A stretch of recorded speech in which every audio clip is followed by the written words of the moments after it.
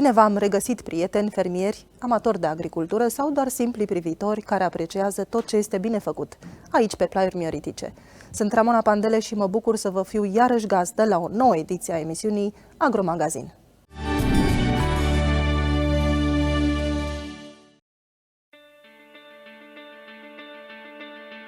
Raju Shroff was a dreamer who believed in pursuing the impossible.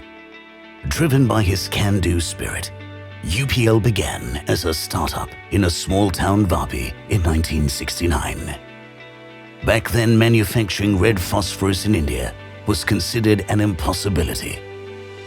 Import was the only option. UPL took on this challenge and produced the first indigenous red phosphorus in India and got awarded the President's Gold Seal for this research and development. In 1975, UPL ventured into the export market and soon in 1990 received the award as the top exporter, a spree that continues till date.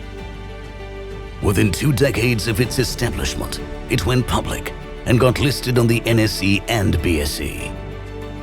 Having secured a leadership position in India, UPL was now ready to make its presence felt on the global stage. Global CEO Jay Shroff led this ambitious journey, ably partnered by its top management. 1994 marked UPL's first international acquisition. This was followed by several other acquisitions.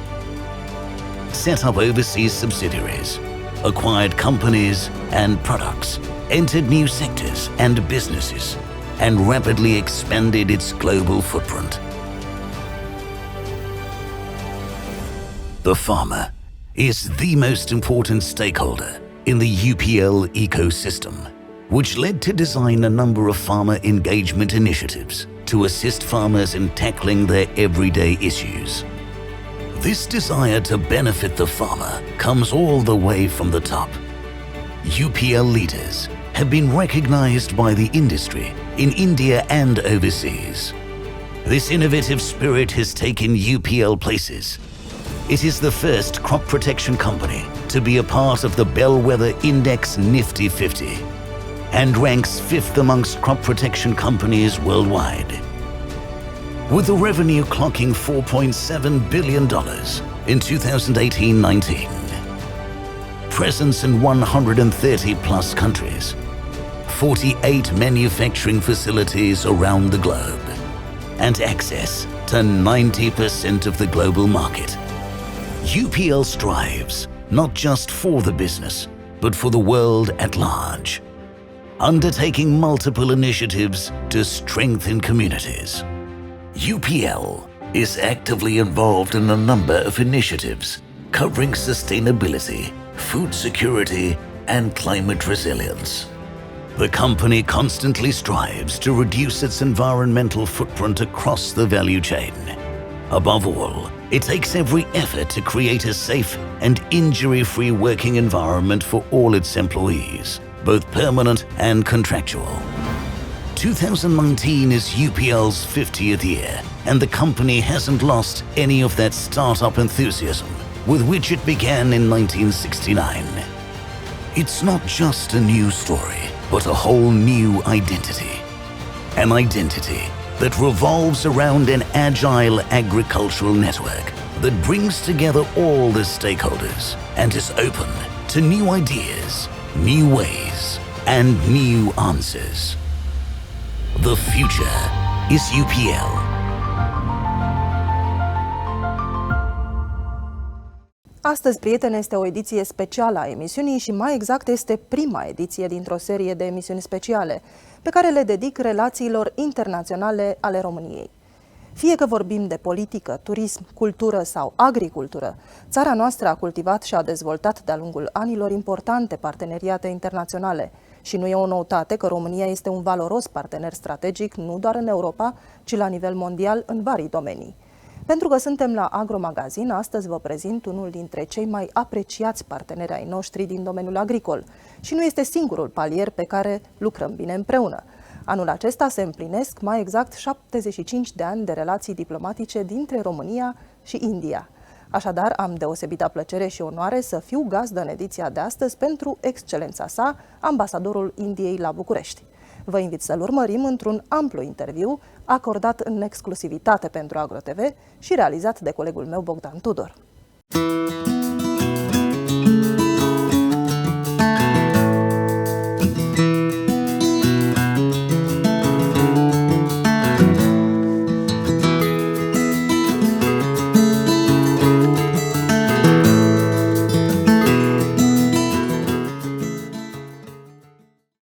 India ranks first in the world with highest and net crop area and the second worldwide in farm outputs. Now there are a lot of challenges about weather, about cropping, about land, the ownership of the land and the fertilizer, etc., irrigation. How it is in India about this? Yes, before I go into what challenges the Indian agriculture faces, I thought which you also mentioned, in terms of agriculture, India is a very important country. And when we got our independence in 1947, we were primarily an agriculture country, and most of our GDP came through agriculture. But still, even now, in terms of number of employed people, agriculture is still the highest in India because it employs more than 50% of the people. So that's the significant. Although the amount that it contributes to the GDP has come down, we are a huge country, 1.4 billion people almost. Nevertheless, we are food sufficient. We also export a lot, and that has been growing. In terms of figures, I would say in some of the agriculture produce, so for example, pulses, we are number one in the world. Milk producer, we are the biggest in the world. Then we are also the second largest producer in several of the crops, for example, rice, wheat, sugar cane, tea, lots of products. Fruits, vegetables also, we are the second largest in the world.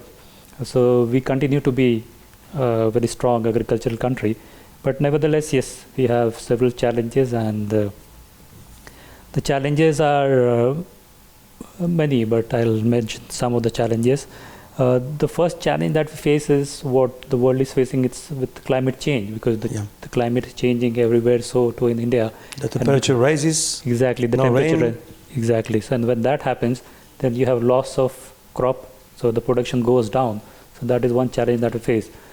The other related to again climate is agricultural waste management, because in India we have two kinds of crops. We call them Rabi and Kharif primarily. So Rabi crop is the one which grows in winters, and Kharif is what grows in summer. So between those two crops, the time is very short. So if you have to prepare the field, the crop for the next crop, then you have to take out whatever is there. So the cheapest method is burning. And that happens. Then is permitted to burning there? No, it's not permitted. It's not permitted. It's not permitted, but the poor farmers, they don't have access to technology. So what do? Although the government has been trying to change this, but still it is a problem, especially in the months of November. I remember in Delhi, if you go to Delhi at that point of time, the pollution level increases because the crop burning happens. So that's one area we are looking at how to manage. The third, I would say, is although the number of farm holdings has increased, the total area that is under farming is almost the same, which means the farm holdings have become smaller. And when they become smaller, how do you use technology? How do you get better irrigation technology there? How do you use the area for crop storage? So this is another challenge that we are facing. What else? Related to, again, what I mentioned about climate change, Indian agriculture, although we are using a lot of technology now, but still the small farmers are dependent on the rain. And if the monsoon happens well, you have a good farm output. If it doesn't happen well, then the agriculture output goes down. They don't have the possibility to make irrigation. Not everyone. So still we have a lot of small size farmers. Not everyone is able to use irrigation. The government has done lots of things in this way, but still the small farmers are still dependent on rain. So in this moment, the number of small farmers is versus the world? The big farmers. The big farmers. The small numbers, I don't have the exact numbers, but the small farmers are in majority. When I say that over 50, it's actually 58% of the employment is generated. And what kind of area they cropping? They use it in their farms. How many hectares approximately the smaller farmer? Smaller farm would be not in terms of hectares, it would be in acres. In acres? It would be in acres, maybe yes, 1 acre, 2 acre, that is the size, yes. It might be even smaller. So smaller? Yeah, it's very small, not hectares. If someone has got hectares, I would not call a small farmer in India. Yeah, it's quite a medium size. Listen, for that reason,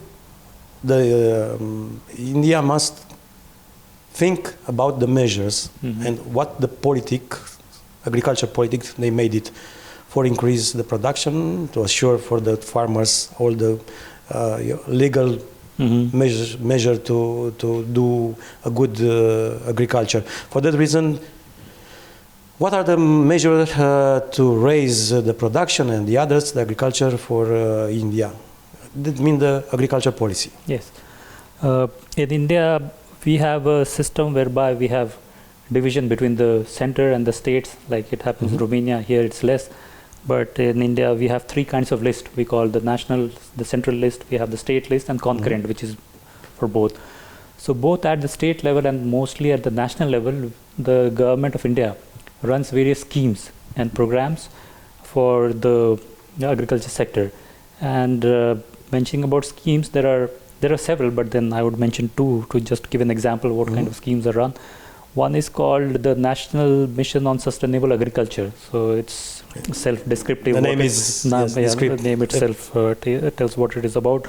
The second, which was recently started by the government, is a digital mission on agriculture, meaning how to use IT, artificial intelligence. You have a lot of good ITs there in India. So how to use we that. know it. Exactly. We are using also the private partners. There are many startups which have come out. So how they are involved? They involve exactly. Yes, the government involves them.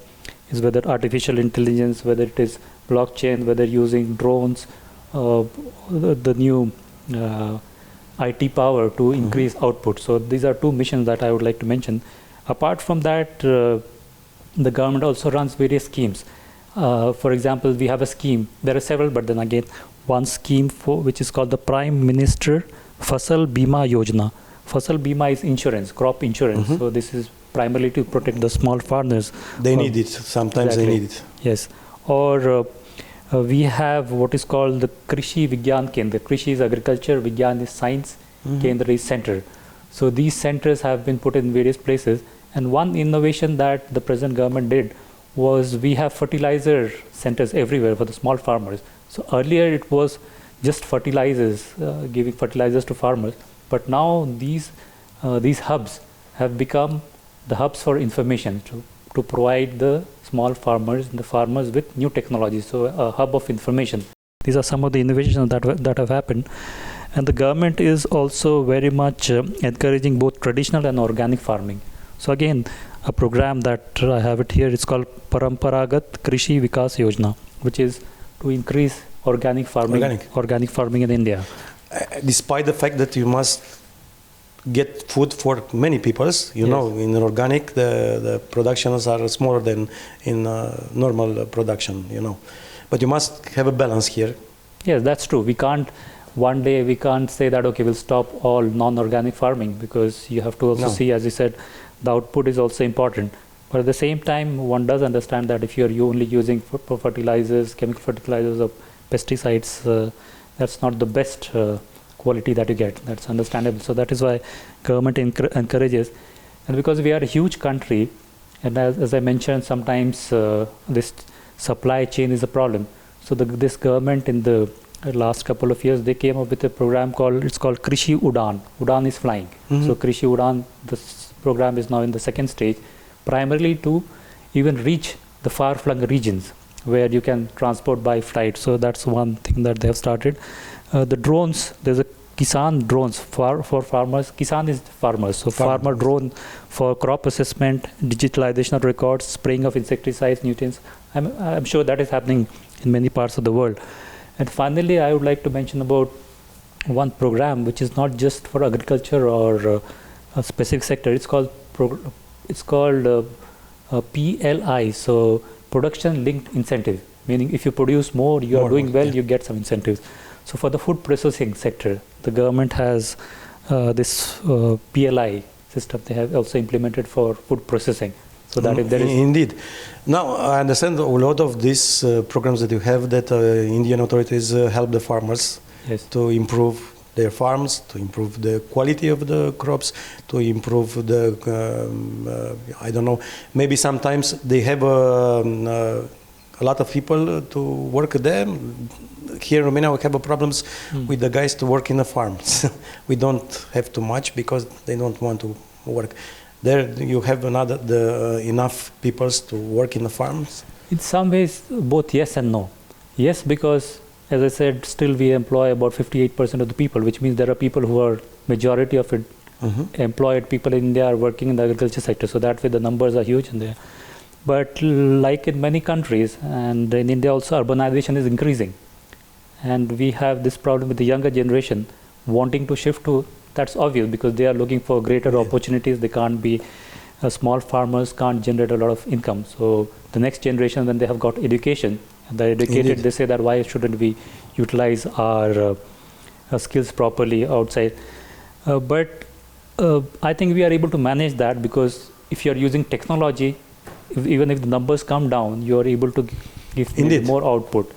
They surpass the... Yeah, but I wouldn't say the problem is as big as in, say, Romania, because your situation is really very serious in terms of people. In India, not so much. For that reason, I ask you, because also I understand that there are many programs, like I've said earlier, that works for farmers, made by Indian government.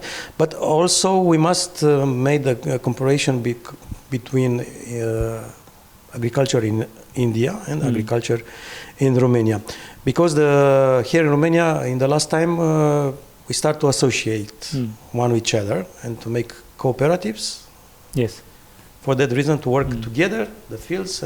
It is also in India, this, I don't know... Cooperatives. Yes, it's an old concept, but it's still there, because the farmers have to be together to be able to... So every place you go, you'll find cooperatives. That's there. But we also have farmers directly trading, so it's their choice. But I find that, yes, farmers also prefer cooperative because it provides them the advantage of being together. Another thing that I must mention to you, and you know it, because in Romania, for the inputs companies, there are a lot of Indian companies, multinational, very strong companies that are here. I don't mention the names, but you know it. How do you consider that companies, it's easier to enter in the Romanian market to position in this area of inputs here in Romania? That companies talk with you sometimes, what are the possibilities here, that use your competence here to be in Romania for many years to be here? Yes, there are some companies I know which are in food production and in a big farm. They have big farms here, but I haven't seen lots of requests where Indian companies want to. Maybe it's lack of information, because there's an opportunity. But whoever is already here, I found that they have met with some success. Recently, some company, they also did some Guinness Book of World Record in terms of how much they could collect within 24 hours or maybe a record time, something like that. So this was an Indian company which did in Romania. So whichever company is here, they are doing it successfully. At the end, the last things that I ask for you, it's to give a message for Romanians and also for the companies, Indian companies in Romania, and also for the Indian peoples that are staying in Romania and working in Romania. And for that reason, I ask you to have a message from all of them. Yes. This year we celebrate the 75th anniversary of diplomatic relations between India and Romania. And happy anniversary. Yes, and to you also, because it's a joint thing. Indeed. And this year we hope that we will have more visits, both political visits and also commercial visits. In culture, we keep on doing some events, but mostly in political and commercial, I hope we have more mutual visits. although we have a lot of Indian companies who are in Romania, and as you mentioned, also in the area of farming and agriculture, but there are not many companies from Romania in India. So through your channel, I would like to encourage them also, because India is the fastest big economy, fastest growing big economy, large economy. So there's a lot of opportunity for companies from Romania also in India. Thank you, Your Excellency. Thank you. For our part from Agro TV, this year we have an anniversary also. We made 10 years. Congratulations. Okay, thank you very much. And we wish you all the best. And maybe we will meet some companies that are here in Romania, and also maybe in the field. Who knows? Sure. We invite you anyway to see Romania with your eyes. Thank you. Thank you very much.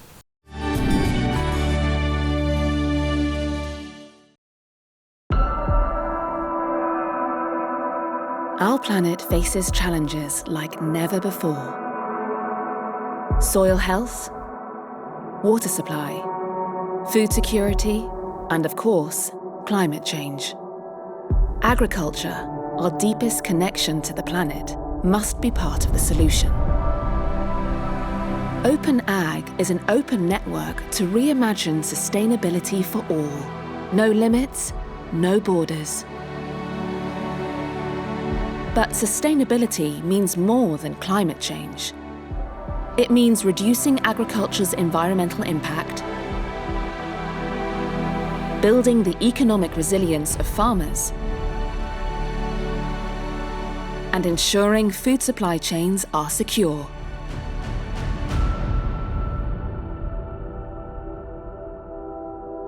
UPL is changing agriculture for the better on small and large farms around the world. With a farmer-first mindset and programs like Pronitiva that integrate conventional crop protection solutions and bios, farmers enjoy more yields with lower residues and increased profits. NPP is a world leader in biosolutions, collaborating with partners to meet the needs of farmers and protect our planet for future generations. Zeba's climate-smart technology acts like a sponge in the ground, so water is conserved and soil aerated even in the driest locations. Nurture Farm is a pioneering digital platform connecting the smallest of farms to the technology, finance, and buyers they need to thrive. Increasing the number of women working in agriculture, providing learning, independence, and empowerment. Our End the Burn campaign to stop stubble burning in India is making farming cleaner, so people can breathe a little easier. DECO works with food producers and local communities to improve food security and reduce post-harvest losses, helping to lower the third of food currently wasted globally. So there's more fresh food for everyone, everywhere. UPL's Gigaton Carbon Goal sees us bringing together farmers, the technologies and partnerships to remove 1 gigaton of CO2 from the atmosphere by 2040. So together, we can safeguard our future. Sustainability must have real-world impact. It is our mission to reimagine sustainability in everything we do. It is the basis of every project we start, every process we design, and every business we launch. Reimagining sustainability. Open Ag.